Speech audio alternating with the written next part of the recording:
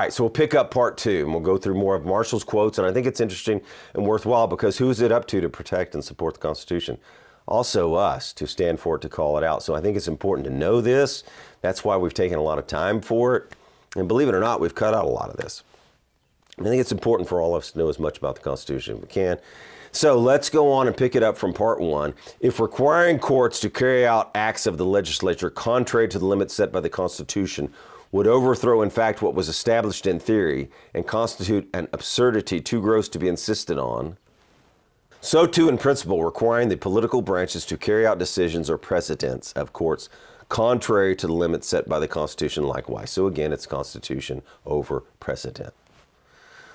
Would absurdly overthrow, in fact, what was established in theory.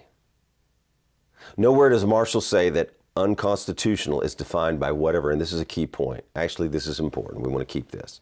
Nowhere does Marshall say that unconstitutional is defined by whatever a court and a court alone says. Nowhere does he say that, and nowhere does the Constitution say that. And this is important because there are a lot of people trying to make this argument that whatever the Supreme Court says is final and they're the final arbiter. No. Rather, he treats unconstitutional as an objective fact. Whether something is unconstitutional is determined by what? By the Constitution. Paulson says this: one need not go so far in order to make the simpler point that Article 3's assignment of the judicial power to decide cases arising under the Constitution does not in a regime of separation of powers create a superior power of constitutional interpretation. And that's the key, right? It doesn't give them a superior power of constitutional interpretation. In fact, he talks about oaths, and I like this. Presidential oath to preserve, protect, and defend the Constitution of the United States. Assignment of a duty to preserve, protect, and defend the Constitution of the United States. The same point can be made, although more awkwardly, with respect to Congress, Paulson says, and indeed with respect to all who exercise power under the Constitution. So everybody who exercises power under the Constitution is supposed to be following it, supporting it, standing for it. Every act of Congress is an implicit act of constitutional interpretation, right? And we know they've gone beyond it. Article 1. As the executive branch as well. So whose job would be to restrain them when they go beyond the other branches? All right, what does Paulson talk about next? He talks about 4 things, and we're not going to go through all of them, but just let me lay them out. The existence of a power of executive review, he talks about that. Parallel power to judicial review. 2, the existence of a co-equal power of congressional constitutional interpretation. That makes sense, right? And the unconstitutionality of the doctrine of, and we've talked about this many times, what's it going to be? Stare decisis in constitutional law. Constitution trumps stare decisis. Constitution trumps precedent. If Congress acted and made an unconstitutional law that the Supreme Court didn't say was unconstitutional, that the President signed and didn't say it was unconstitutional, then the states have to challenge it. And hopefully a new judge comes along and breaks that precedent for what a higher authority, the Constitution, right? Has to be done.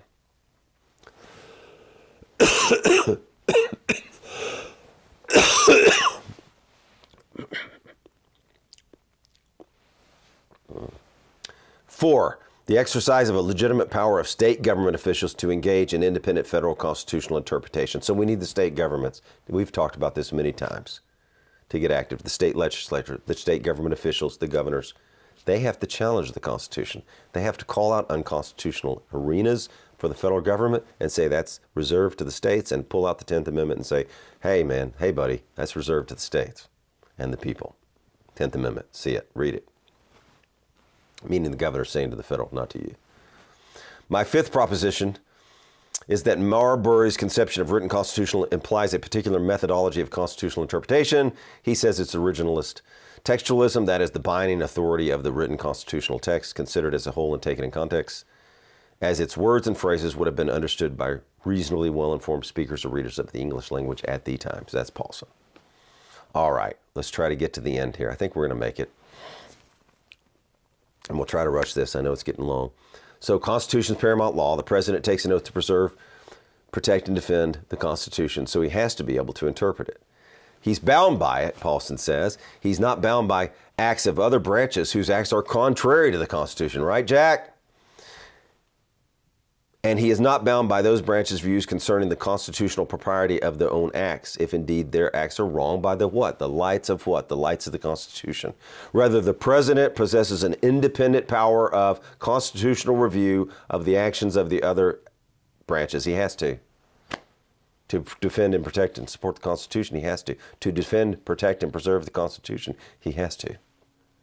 Within the sphere of his governing powers, under Article 2 of the Constitution. This means that just as the Supreme Court may indeed must refuse to apply an unconstitutional statute of Congress, so too the President must indeed refuse to carry into execution an unconstitutional statute of Congress. Congress may employ its legislative powers and additional powers not strictly legislative in character to check the errant or willful interpretations of the President or of the courts.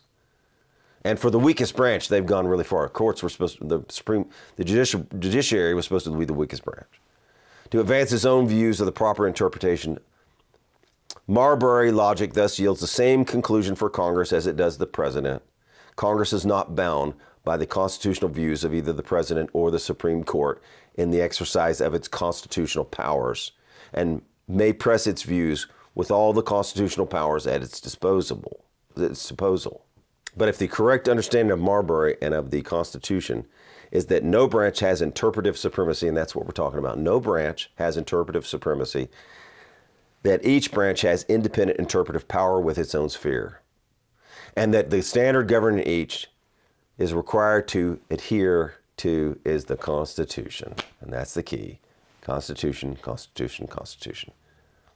If the correct understanding of Marbury is that no branch has interpretive supremacy, and that each branch has independent interpretive power with its own sphere, what do we do then?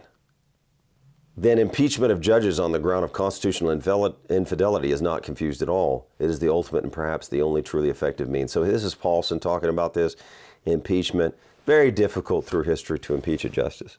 The other thing is, I think the best remedy is to end some of the lesser courts and say when this court is acting unconstitutionally, not following a president, not following policy, but when they're acting unconstitutionally, that they just end that lesser court, and then if they need it, they can start over. A lot of these things, if they would, the main thing is getting the federal government out of their areas where they didn't have enumerated powers, then you would have more court battles in the states and not allowing the federal government to come in and take over those cases. They're just involved in too much. But impeachment, but the real main thing would be ending some of the lesser courts and getting the federal government out of areas where it didn't have an enumerated power, so they wouldn't even be involved in that. They've done so many and gone so much far beyond their powers. That's the problem. They're getting involved in all these things by attaching, and we're not going to stop and go over that. But so there has to be a remedy. There has to be a cost, right? People need to be held accountable. So when judges directly do not follow the Constitution, and I see a problem with this, I don't see many judges punished for not following the Constitution. Stare decisis, we'll go a little bit into that. We'll try to make it quick. I know it's been a long one already. So because we have a Constitution, we can undo unconstitutional rulings no matter what a law school says, and they get attached to president. But the Constitution is either the superior law, right, or not. Unchangeable by ordinary means. And you can't alter, a judge cannot alter the Constitution with a decision. He can't write a law in theory. Not supposed to be able to, and he can't. We can undo that. It's because he can't. It would be unconstitutional, and they've done that through history. A doctrine of stare decisis that holds a faithless judicial interpretation, this is back to Paulson, of the Constitution. A doctrine of judicial altercation of the paramount law. If the Constitution is not alterable whenever the judiciary is pleased to alter it, then a judicial precedent contrary to the Constitution is not lawless. This is one of the things. We have a written Constitution. I talked about this for years and years and years. Precedent, if it doesn't follow the Constitution, don't follow it. Go with the Constitution always over a precedent. Go with the Constitution, not stare decisis. We have a written Constitution in America. It's a blessing. Let's follow it. So let's go back and undo all these bad rulings that didn't follow the Constitution, that broke the Constitution, and that denigrated it. So he says that the Constitution is alterable to the judiciary's option, then written Constitution are absurd attempts. So if it's alterable by a judiciary's option, then written constitutions are absurd attempts to limit a power in its own nature illimitable. Now, he talks about precedent being sacrosanct to lawyers, conditioned by the common law and the case method. I think I just mentioned it. So he says, under the reason of Marbury, the Constitution must always be given preference over faithless acts of government agents that depart from it. To do so is a deliberate act in deliberate violation of the Constitution, the judicial doctrine of stare decisis. Now let's lastly talk about the states and every branch of the federal government. Each branch of the federal government possesses co-equal interpretive authority with the others and may seek to make its interpretation of the Constitution stick, so to speak, within the constitutional powers. We went through that. So too, now Paulson talks about state actors, and we talk about the states all the time. We already have in this piece because I talk about it constantly. State legislatures, governors, and state actors must do their part to protect the Constitution and the 10th Amendment and assert themselves. Right, and Federalist 51, and I always say this, ambition must be made to counteract ambition. The states need to get more ambitious and protect their powers and you, the people, and protect the Constitution. The states need to protect the Constitution better. So too, state government actors possess by virtue of their oaths to support the U.S. Constitution and the supremacy of the written Constitution. That means when the federal government is overreaching, the state has to say, hey, wait, no, like Jefferson and Madison did. That's unconstitutional. You're breaking the First Amendment. That's unconstitutional. You're breaking the Second Amendment, buddy. You, federal government, step back, right? Because they get involved in state business they're not supposed to, and they don't have enumerated powers for. We got to get them out. Got to restrain the federal government. The prerogative and duty faithfully and independently to interpret the Constitution of the United States and to resist with their powers at their disposal. So it's up to the states to interpret the Constitution as well and defend it.